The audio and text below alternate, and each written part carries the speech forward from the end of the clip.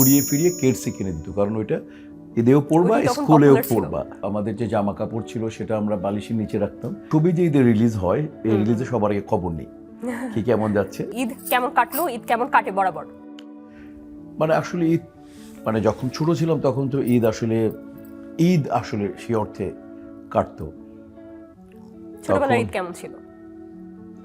বললাম না, মানে আমরা আমাদের যে জামা কাপড় ছিল সেটা আমরা বালিশের নিচে রাখতাম।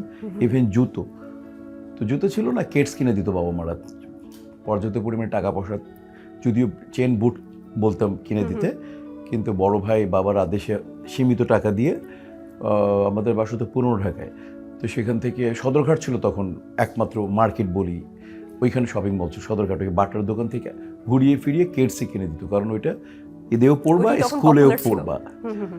ওই জুতোই যে ড্রেস বানানো হতো ওটা আমরা একেবারে মানে বালিশের নিচে রেখে দিতাম, বালিশের নিচে রেখে, যাতে মানে কেউ দেখবে না, ঈদের দিন পরবো সবাই দেখবে। এবং সকালে উঠে তাড়াতাড়ি ঈদের নামাজ পড়ে এসে ড্রেস পরে সালামের জন্য বেরিয়ে পড়তাম। আর এখন ঈদ কাটে কেমন? এখন ঈদ কাটে এখন তো সিনিয়র মোস্ট, তো এখন ঈদের যখন ইয়েগুলো হয়, টাইমটা পাই, প্রথমে উঠে নামাজ পড়ি, নামাজ পড়ার পরে পিতামাতার কবর জিয়ারত করে আমার বোন ওল্ড টাউনে থাকে, ওনাকে সালাম টালাম করে ওনাকে তারপরে চলে আসি। এরপরে ছবি যে ঈদের রিলিজ হয়, এই রিলিজে সবার আগে খবর নেই কি কেমন যাচ্ছে, তারপর বিকেলে আত্মীয় স্বজনের বাসায় বের হই, পরের দিন থেকে ঈদের ছবি দেখি।